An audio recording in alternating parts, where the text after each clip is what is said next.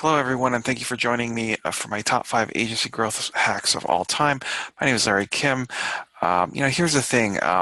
Most of the stuff you read about, agency growth fairy tales, it's just a bunch of nonsense. You know what I'm talking about. It's like this stuff around, like, be your own boss, work from home, you can do more what you love, retire by age 35, instant profits. Yeah, right. That's not really the reality. In reality, most of these solopreneur or marketing agencies go nowhere, and very few of those actually achieve any significant amount of scale. And so that's the topic of my topic today. It's talking about the best agency growth hacks of all time, how to scale your agency. These are tactics that are used to grow significant agency businesses. Before getting into all the details, I wanted to just introduce myself briefly. My name is Larry Kim. I am known as being the founder of WordStream, which is an enormous pay-per-click advertising software and services company. I started this in my 20s out of a Panera Bread in Boston, which is like a bakery, and it grew it to over 300 people, and it managing over $1 billion in ad spend for tens of thousands of customers worldwide. We grew the revenues, from literally nothing to about 55 million in revenues and 60 million in earnings last year, which is an incredibly fast growth rate of over 75% compound year over year. We're Google's largest partner, managing over $1 billion of ad spend for tens of thousands of customers. The company was acquired last year for around $150 million by Gannett. Basically, enough about me. Want to go back to our presentation, start talking about, should you scale your agency? So starting with a question, because a lot of times I'll ask, I know a lot of agency owners, and we'll just be just talking casually, and I'll ask them something like, so what's next for your agency, or how are you going to get to the next phase? And typically, I hear this, basically what I consider as a pretty lame excuse or a mental hang-up for that might be holding you back from unicorn agency land. And what they tell me is that, oh, Larry, I'm really happy with my agency right now. I just don't want to be one of those big agencies. It's like, ooh, this is like some kind of a bad thing. But this is ridiculous because, well, in my personal opinion, I think this is silly because if I were to give them like a client, $1 million client, okay, there's no way they would say no. We don't want to be a big agency. They would gladly accept that client, and be really excited about it. So, these are ambitious people. They were ambitious enough to quit their jobs, start an agency, hustle and get clients and hire, say the number, a certain number of employees. When they say, like, I don't want to be a big agency, sometimes I wonder if what they're really saying is that my agency is sort of stuck at this size, and this is sort of like a nice way of saying it. Before going into all the growth hacks, I wanted to first, ask the question, like, should you scale your agency? And I think the answer should be yes. I mean, you've scaled your agency to this point, right? Like, you have, say, 10 clients. Like, why is it 10 and not like 12 or 14? It just seems so arbitrary. Like, why wouldn't you, at least try it out and see how, if things are better with more clients. So I'm pro agency growth, and a couple of reasons why I feel this way. Reason number one is money. You can grow your business empire. You can become internet famous. You can speak at all sorts of fancy conferences and make millions of dollars in the process. And I think, for some people, that's really important. Other ideas here. It's kind of an interesting personal challenge. Like, if you think about what motivates certain types of people. They want to make a goal for themselves and see if such a outcome can be done or not. Or alternatively, for me, I'm also interested to see, like, not only if something can be done, how quickly it can be done, how efficiently can that be done? Because, like, I don't want to be doing the same thing for like 30 years or something. That would be crazy. Um, a third reason I think this is important has to do with just purpose. One thing that I'm really humbled by is that over 1,000 employees have worked for me in one way or another over the last decade, and yeah, that's a meaningful number of jobs created, and a lot of these alumni ended up doing great things, like working at Facebook as an executive, or working at Google as an executive, or starting their own agencies. And I think this is just really valuable to society if you can, give people a chance and help them realize their full potential, as well as make a good living. So hopefully I've convinced you that this is a worthy endeavor, that you should indeed consider scaling your agency. And with that said, I'd love to dive into my top 5 agency growth hacks of all time. When I'm talking about growth hacks, I'm talking about these sort of non-obvious things that were kind of a little bit counterintuitive, but certainly not illegal or anything like that. The thing that these ideas have in common is it's all really high impact stuff. Like, you make these changes, you'll see a big change, not like a little change, but like kind of a big change. So these are kind of both strategic and tactical hacks that I kind of learned over my 10-year journey in building my own software, software and marketing agency business. So let's start with number 5. My number 5 agency growth hack is to be a little bit delusional. So what do I mean by being somewhat delusional? What I mean by this is that when you're starting out and you've made the decision, yep, I'm in, I want to scale my business from the level I'm at, I want to take it, to the next chapter of existence.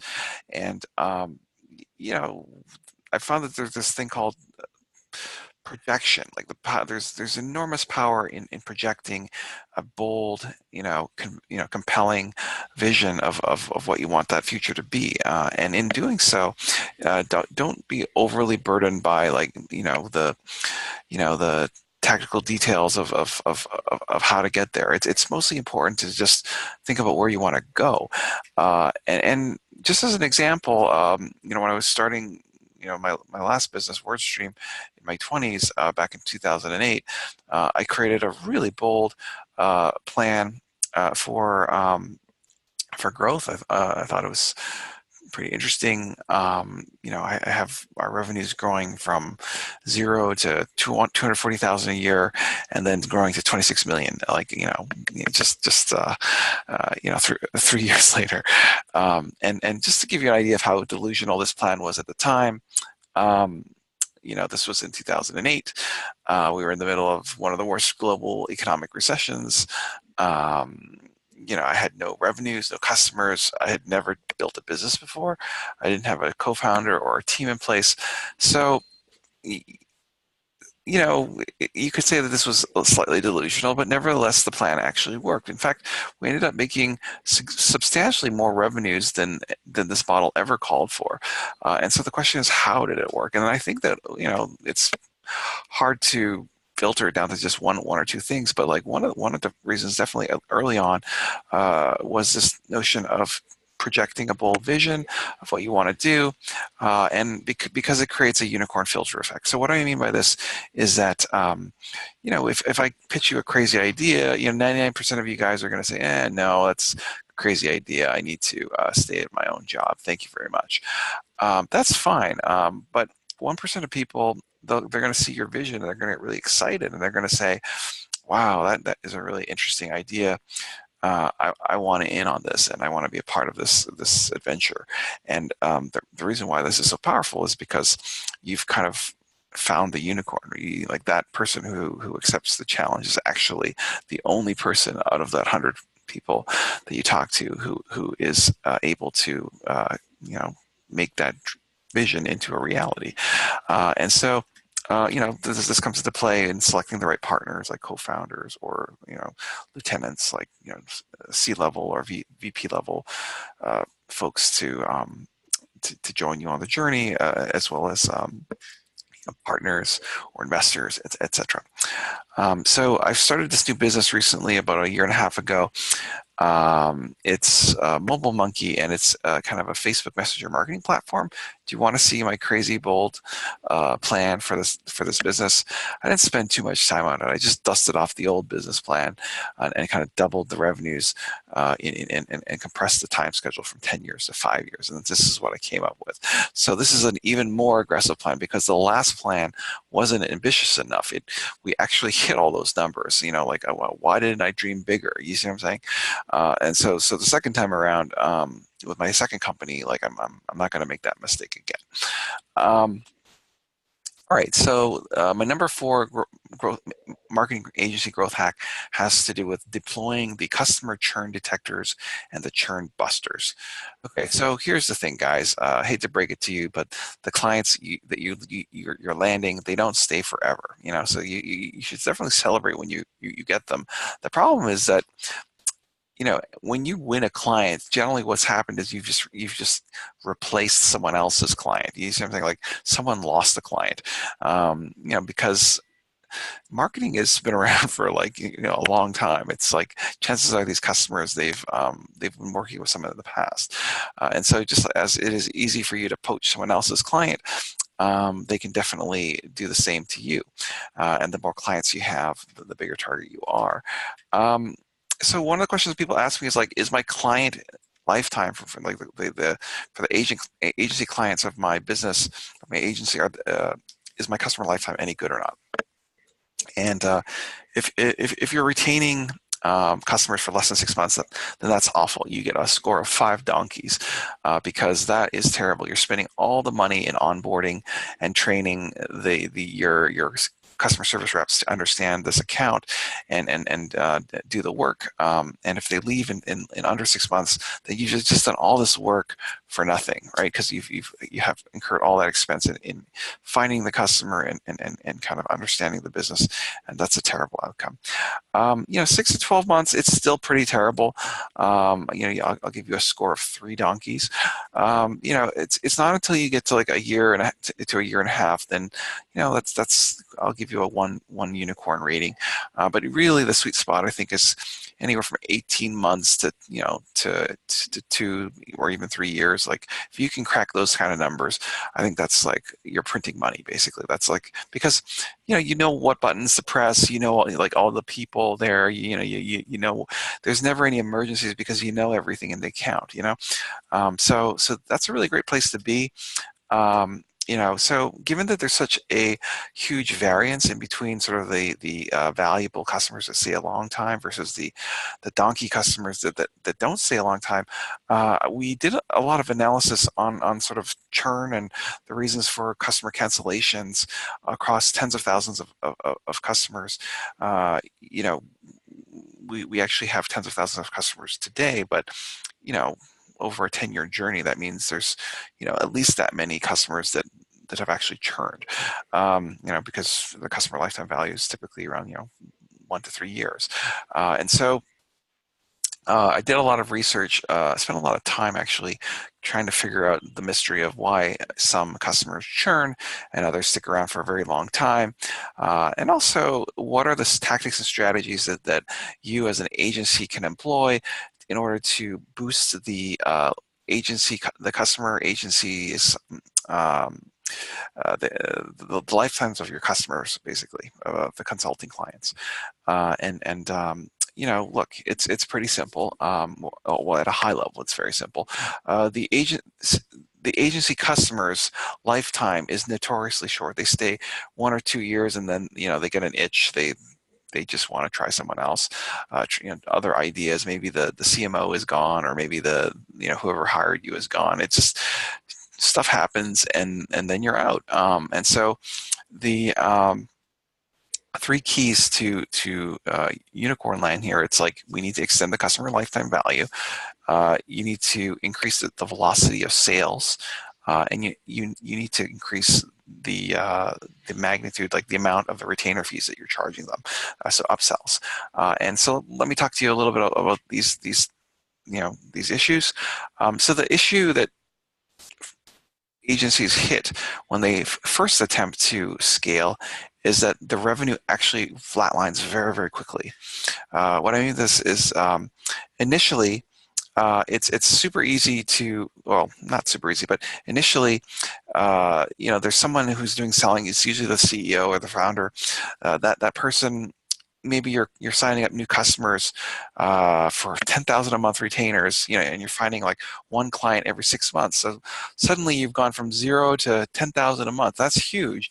And 6 months later, you get another customer. So you've gone from 10 to 20,000 in retainer fees. I mean, the challenge here is that 6 months from now you find another customer, but your monthly revenues doesn't actually increase because that new customer just fills the hole from your first customer who's now long gone. Do you see what I'm saying? So like, this is what I call kind of like a terminal velocity of revenue. Your revenue basically, you get to the state where the rate of cancellations sort of equal the rate of new signups, and that's where I think most marketing agencies get stuck. And the question is what can you do to get out of this mess? How do you unstuck your agency? And basically one of the tips is to hire more salespeople. I mean, it's pretty obvious. If you're the one, or if there's only like one salesperson, like the only way to make the amount of new sales coming in faster than the amount of companies that are leaving is to sign up more customers faster. And so we started about with 0 sales reps at WordStream. Today it's somewhere between 60 or 70 sales reps, because we're signing up literally high hundreds of customers every month. So I think that's just kind of gives you an example of kind of the scale that you need to think of. I did a lot of data analysis, like big data, just looking on, what are the key predictors of impending customer churn, and, what kind of flags can you look for? And I wanted to share with you a couple of my key findings here. Number one, donkey customers, so the worst customers, basically, they choose the month-to-month option. So typically, if you're an agency, you're probably, you have a pricing tiers, and it's like, if you want to go to month, we're going to charge you 10% of your ad spend. If you sign a 6-month contract, it will reduce the fee to 8%.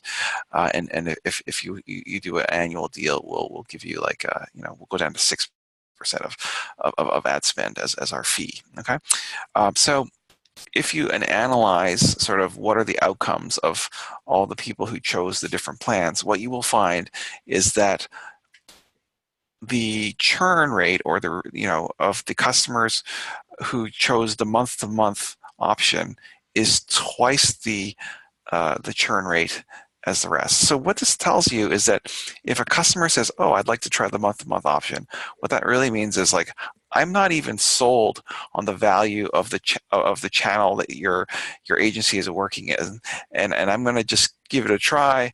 But if it's not working, I'm out like a hot potato. Okay, like this is basically what they're saying. Whereas if they're signing a 6 to 12 month deal, what they're saying is like, I'm totally committed to this channel. I'm going to stick around, because I believe.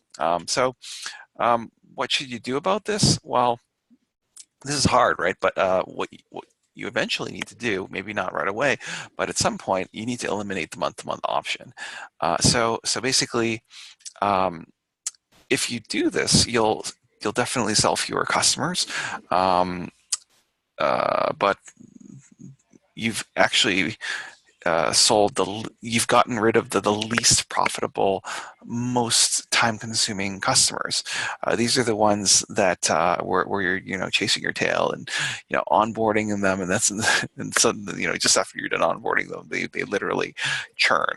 So these are the ones where you do the most work and get the least value. So I'm arguing that you're actually better off without them, because as an agency, you're constrained by time, and you only have the amount of hours that your consultants can sell, and so you want to allocate that precious time to the more valuable customers. So it's just sort of like a way of sacrificing volume for longevity. All right.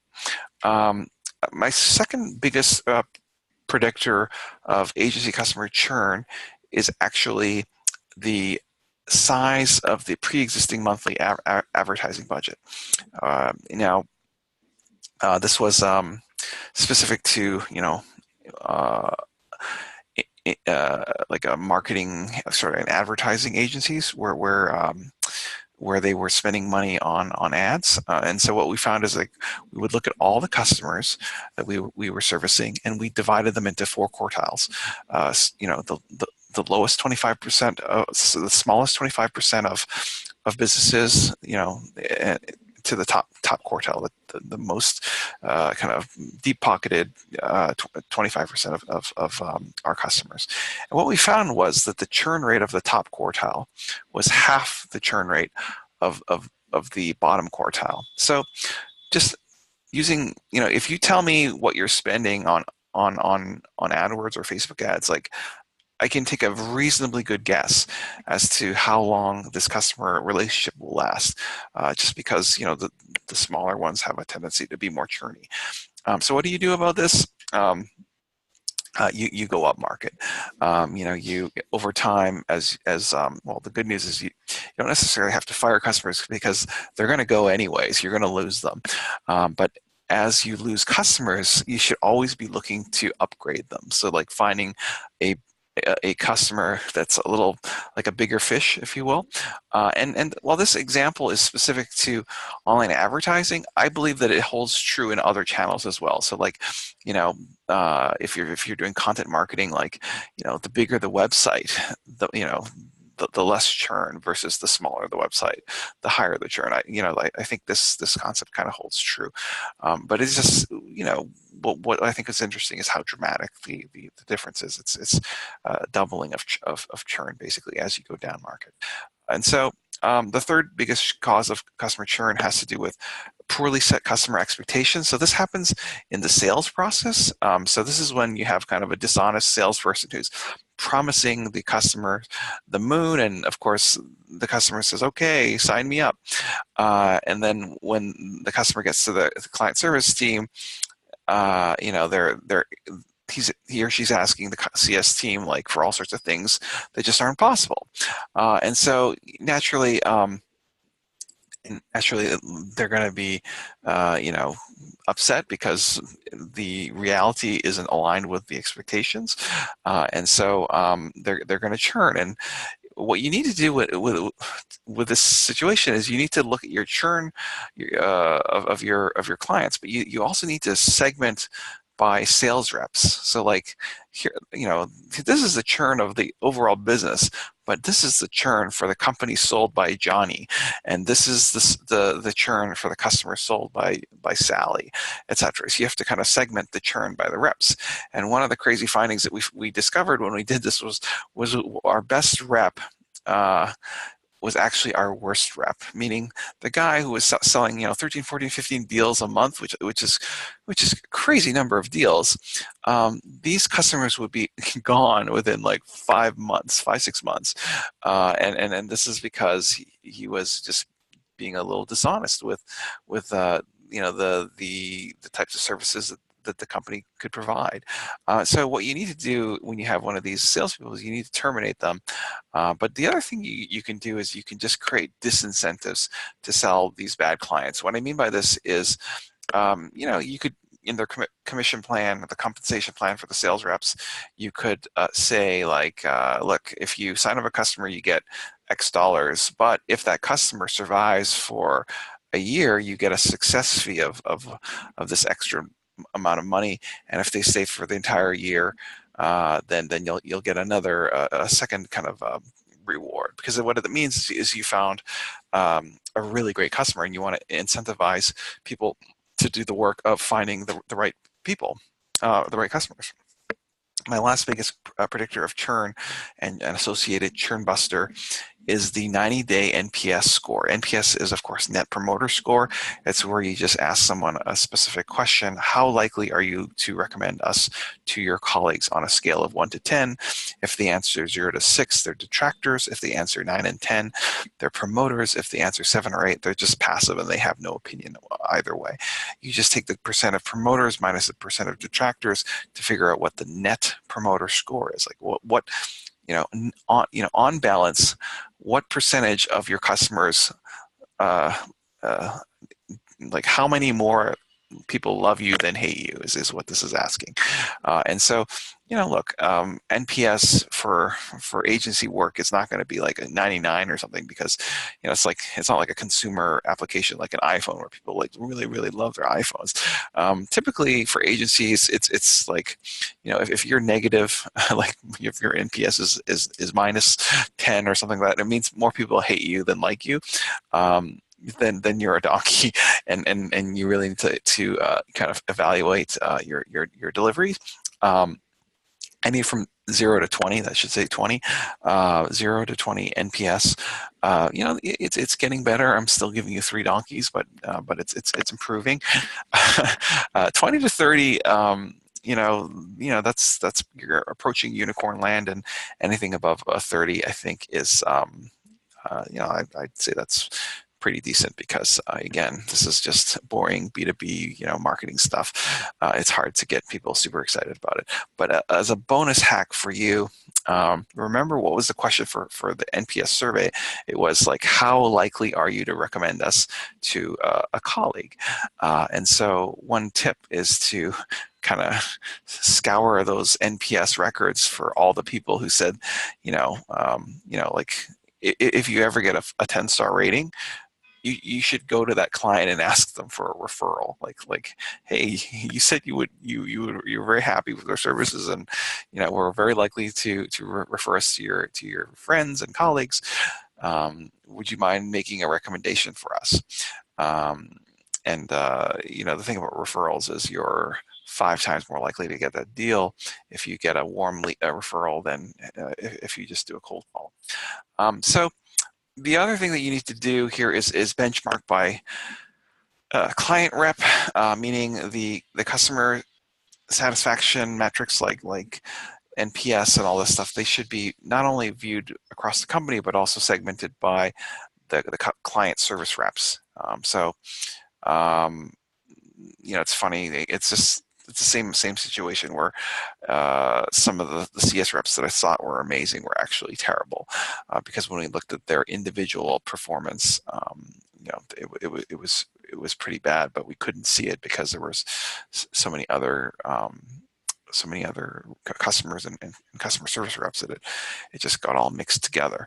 In general, you should definitely be compensating your customer service reps with some kind of a bonus based on customer satisfaction, or the customer lifetime value.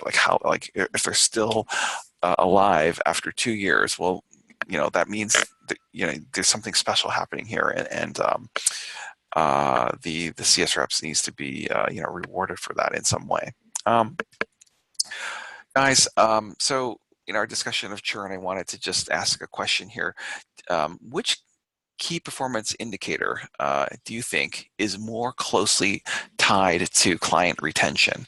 Do you think it's A, amazing client results, or do you think it's B, it's kind of the customer's love for the client service representative? Which of these two do you think is more closely tied to churn, or sorry, retention? And basically, one of the surprising results of this study that we did was that happiness with the sales rep is actually one of the most strongly correlated, variables, data points, that is correlated with retention, and it is a stronger correlation than account performance. Meaning, you know, I'm not saying that it doesn't even matter what the quality of your work is. No, that's not true. But what I am saying, like, uh, it doesn't matter how good the performance is if they hate the rep. You know, thing. So um, the the takeaway here is that of course you train your reps to do marketing and all this stuff, but like one thing I think is overlooked is just customer service training, and how to really be delightful and patient, and help the customers be successful at whatever the heck they're trying to do. The last upsell churn buster here to discuss today is the upselling adjacent marketing services. Why would you do this? Again, it's because if you have them as an existing client, they're like 5 times more likely to buy your proposal than if you were just doing a cold call. So I think your chances are high. We're partnering with a lot of really great companies today, like Unbounce and WordStream and Agorapulse and WordStream, and of course MobileMonkey, that offer really great services in social media marketing or SEO or content or landing page optimization or social media or online advertising. Like, these are all services that you should be considering to expand your service offering. Why? Because basically they're signing up for an additional 6 months, minimum, because what they're saying is, I want to give this thing a new give this new initiative a shot, and so they, it's kind of like you're committing to this thing. So I think it extends the life of your agency, basically. Another thing that it does is it it basically um, the more and more of the client's marketing that you're in control of, I guess there's probably a little bit of fear, like, oh my God, we can't get rid of that agency. They're doing our landing page optimization and our social media and our online advertising and our content and our messaging. Like, the more a kind of a tangled web that you can weave, the stronger the retention. My number 3 hack today I want to talk to you was related to recruiting. How do you scale your agency in terms of like people? So just a couple ratios off the top of my head. When you're getting started, you want to be really, really careful to kind of budget accordingly. In my opinion, maybe a third of the retainer revenue that you're driving, that should go to sales, marketing costs, like all your marketing, all your sales commissions and sales costs, as well as general administrative expenses. So that would be like the CEO and any administrative functions like finance. You want to make sure that around a third of the revenue is going to the costs of goods sold. So like providing the services that you said you were going to provide. That's stuff like client reps, customer software, that kind of stuff. And you want to make sure that around a third of the retainer fees go to kind of the bottom line, that you're that's basically profits. So with that in mind, the other thing that I would add is just that the sales reps need to sell 4 to 5 times their monthly salary in annual contracts each month. So, for example, if you have a salesperson and you're paying them $5,000 a month, just an example because it's like a round number. If you had a salesperson who was being paid $5,000 a month, that person better be generating at least 5 times $5,000 in annual deals. So that's $25,000 of annual deals. But those are contracts that will where the revenue kind of is recognized over the next year or more. Do you see what I'm saying? So it's the annual contract value needs to be at least 4 to 5 times the monthly salary. The client service people that you hire, they need to manage enough clients such that the retainer fees that you're collecting from having, from servicing those clients is a minimum of 3 to 5 times of their monthly salary. So if you have a customer service person making $5,000 a month, he or she better be managing, clients whose retainer fees is equal to around $25,000 a month. All right. So if you look at a company like WordStream, it's over 300. It's like 310 people. It's growing at around 30% over the last 2 years. Like when I was there, I mean, it was growing like crazy, like, 40, 50, 60% growth of employees year over year. And so say you're like 100 people and you want to grow by 50% or something like this, like that means you have to hire, 50 people. But actually, you need to hire even more than that, because a lot of those 50 people, they might not work out and you have to terminate them, or of your existing client base, employee base, some of these people are going to have attrition, like they'll move on to other things. So when I was running this, back in the day, like there would be weeks where you are adding 2, 3, 4 new employees every week. And so the question is, where the heck would you find these people? And basically, it's fine. Like when you're early stage, you're basically hiring your network and your friends and that kind of stuff. That by the time you get to scaling your agency, you've kind of tapped out that network. You know what I mean? Like I've already asked everyone who I know like 3 times. You know what I mean? It's either they're not interested, or I think they're a terrible fit or something. This like the question is like, how are you going to find all these marketers? When it comes to scaling, it's impossible to find this volume of people. So what we did instead was we brought in a training function. So like people who are very strong educators in the field of marketing and marketing tactics, and then we would train these people over the course of 3 months to learn these skills, and these new people would be shadowing more senior account managers, looking over to see the work. That's a little annoying because there's a little more costs up front, but what you get in exchange for that cost is it's very scalable and predictable. Like you can find people with certain attributes like hard worker or attention to detail, or like whatever the attributes that you value, just you find those types of people, and not necessarily worry about whether or not they've done online marketing before, because you're going to commit to training and having them kind of apprentice with you. Another idea is to hire more women. Why am I saying this? This is a bit of a tangent. I did some research on like the customer satisfaction scores of my sales reps, and one thing I noticed, which was crazy, was that the customer satisfaction ratings of the female staffers were significantly lower than that of the males. Like you see here, like all the women are at the bottom here. The best woman is actually scoring worse than the worst man, and that's not true. Like this, I mean, basically there's some kind of a statistical anomaly going on here, and I wanted to figure out what this was all about. So I kind of dug into this. It's crazy. Like regardless of the amount of time these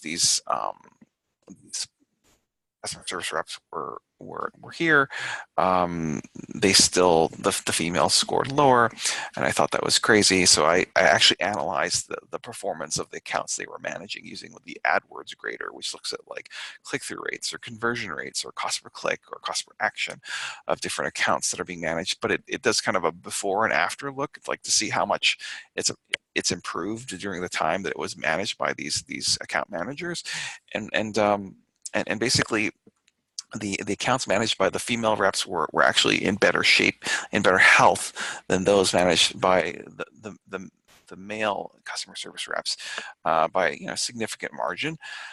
And so there was a bias that we found, and the bias that we found is kind of a sneaky bias. If a customer is doing fantastically well or fantastically terrible, in terms of the results that are being delivered by a male or female customer service reps, you can expect that customer to give the rep either a fantastically good or fantastically bad score, like pretty reliably. Yes, there's some variations between the male and the female, but more or less it's similar. Where you see a huge variance is if the client results are neither great nor terrible. In that case, the male reps tend to get a pass, whereas the female reps seem to get dinged. And so before you get mad at all the men in the world, I just did one other quick check to see, like, these people who are doing the ratings, are they female clients? Like, are the clients, the customers, are they males or females? And sure enough, the female clients were giving the female reps a harder time in terms of lower ratings than the male clients. So I don't know what can be done about this, and like it's kind of an interesting data set. But basically, what I've uncovered here is that there's definitely a bias in internet marketing in terms of the value that customers are assigning to uh, to uh, their satisfaction scores versus sort of the performance in the account. We're seeing that women are roughly 21% undervalued, regardless of experience and performance metrics. And so, I think that's, as an employer, that's a good opportunity to find more people, and knowing that they're actually better in reality than what their metrics would actually show. The last thing I wanted to talk about in recruiting is the need for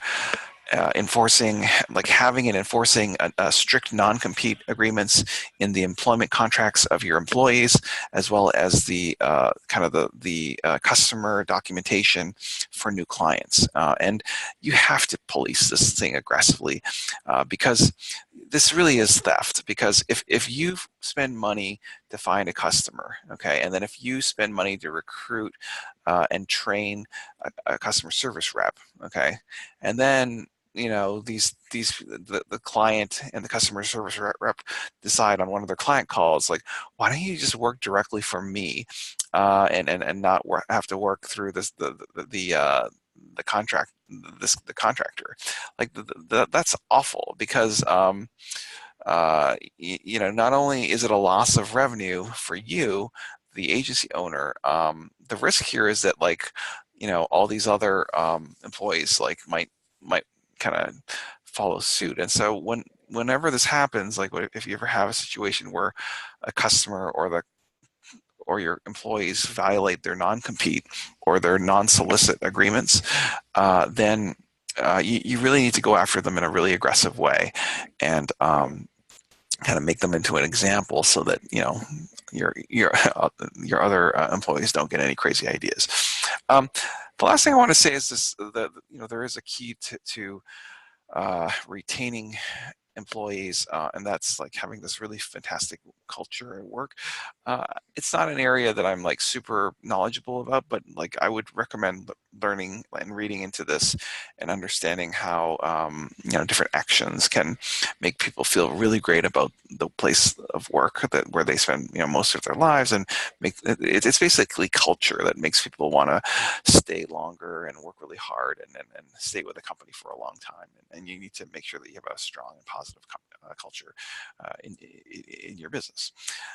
So we're down to my number 2 agency growth hack, and this is some funny growth marketing ideas of agency. It's different for everyone, but for me personally, we did a lot of content marketing related to globally trending news events. So, for example, prior to the Facebook IPO, their stock initial public offering, prior to I think that was in 2012, we just published some benchmarks comparing the effectiveness of Facebook ads versus Google ads, and these types of stories, like, it just highlighted our skills as kind of, being capable in the field of marketing. And because we latched our data, our story onto such a globally trending event like the Facebook IPO that, of course everyone was talking about at the time, the data got picked up in over 10,000 stories, including like NPR or Fox Business or, the BBC News, even like the Turkish press. Like this thing, like literally 10,000 uh, websites and newspapers wrote about this story.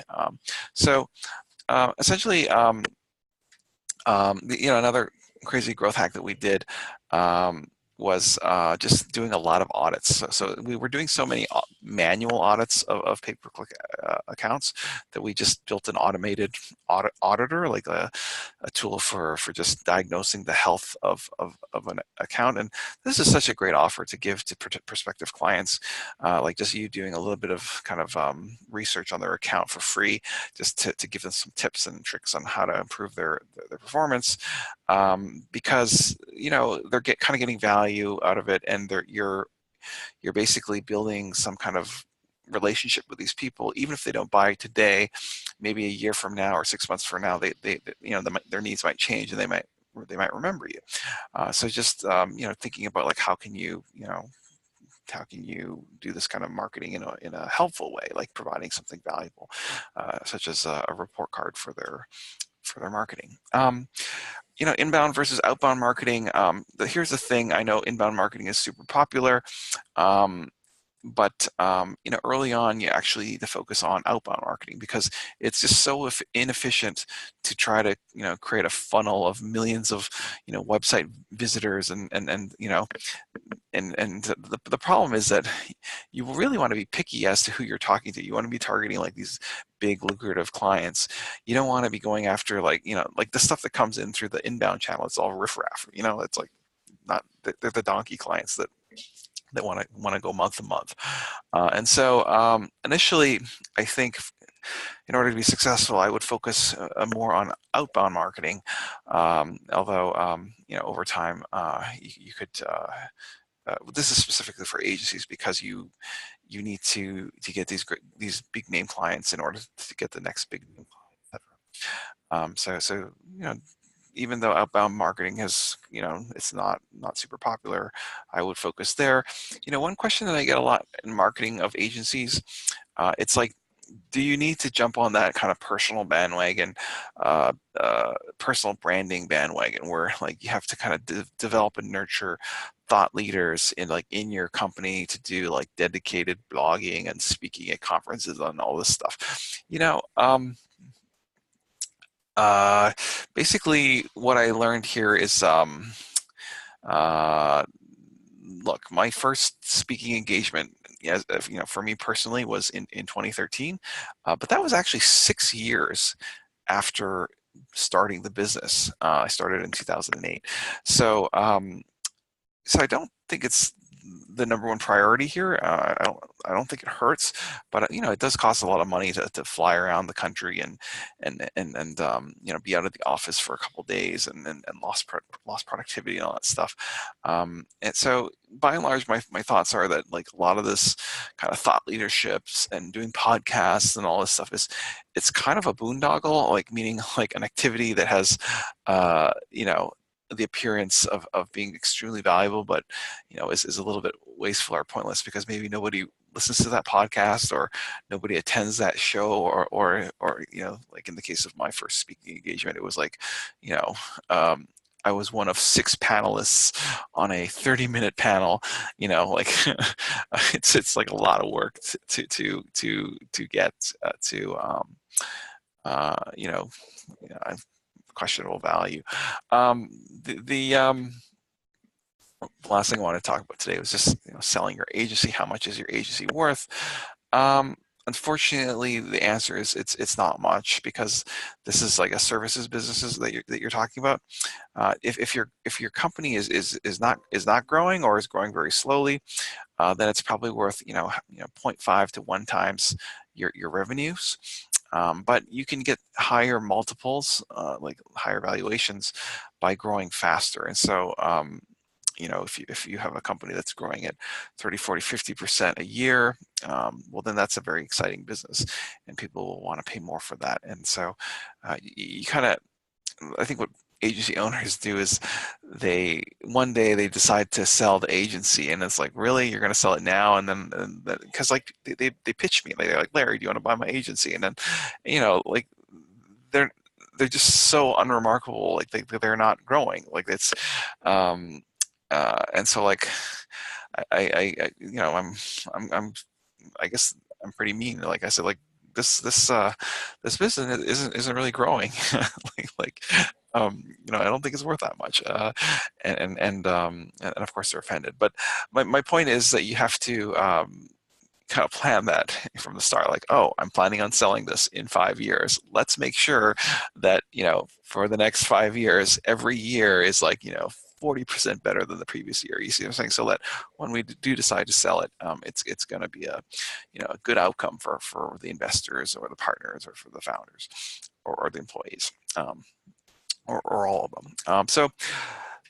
Look, I know we had 5 tips, but I have a bonus tip for you, which is to use MobileMonkey, the world's best Facebook Messenger marketing platform. So Facebook Messenger marketing, this is a pretty new thing that I think is awesome for agencies, because everybody is using messaging except for businesses. Okay, so less than 1% of businesses are using messaging to communicate with customers, but all of the customers are using messaging. And so there's like over 1 billion users on Facebook Messenger daily, and the engagement rates, like the open and read rates and click rates for messaging, is super high, 10 to 80 times better than that of social media and email marketing. And so you can actually build this really nice service because nobody's doing it. Like, you can kind of offer a specialty service, and then land and expand. Like, oh, we did such a great job at your chat market. Can we also take over your email marketing, and also take over your Facebook ads? Like they're actually 5 times more likely to say yes if you do a good job in this chatbot area, which as I said, is pretty new, so it's not really widely used. Messaging, it's a little bit like email marketing. It's a little bit like creating landing pages, because it's like an email because I can send push notifications, but it's also like a landing page because you can ask people questions and they can respond via chat, not having to go to a website. And so, using chatbot tools like MobileMonkey, we can build contact lists. We can send messages to those contacts. We can create, compose messages like blog blasts or kind of like announcements or news. We can create that content to blast to your list. It's very much like MailChimp, where you specify a list of people and a chat dialogue to blast, and then you just send that to the recipients.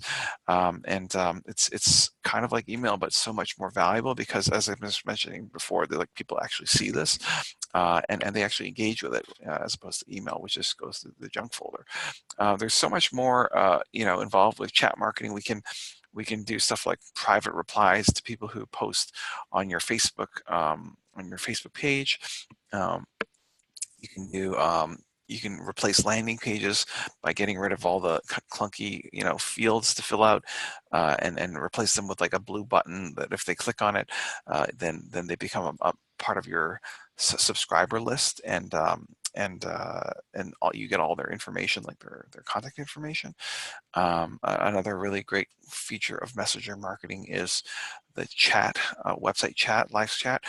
So anyone who talks to this chat bot on your website, they become a subscriber to your messaging list, and you have the ability to do messaging to them.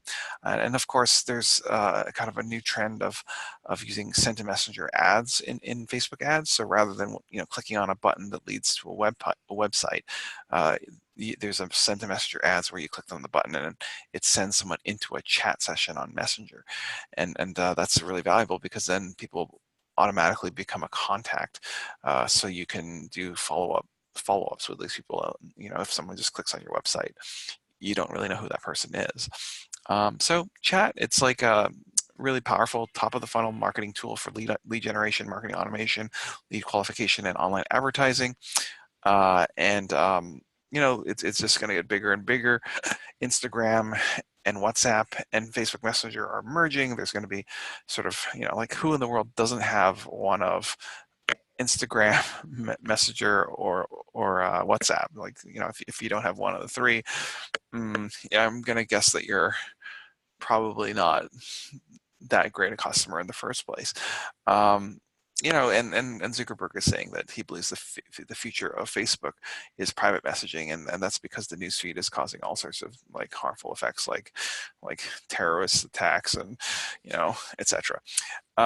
So we do have a MobileMonkey marketing agency partner program.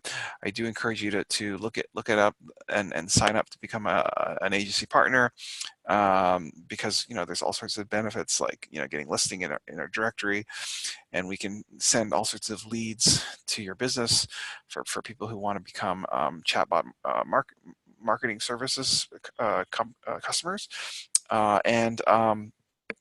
In terms of agency growth marketing, just wrapping this up, what does it all mean?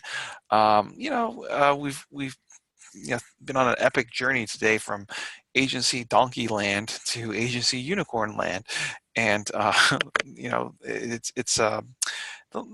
journey is longer than you think, but nevertheless an incredible journey. You know, projecting a bold vision, deploying the churn busters and the churn detectors, hacking the growth with you know, content marketing or whatever you choose to do, hiring also, you know, tons of people, and training them, especially women who I believe are you know, undervalued due to kind of institutional biases. You know, expanding your offerings and accelerating the growth as fast as possible towards one day an amazing exit at a great valuation for you and your employees and your investors. So so guys, you know, be a unicorn in a sea of donkeys, and thank you so much for joining us today on this summit. Have a great day.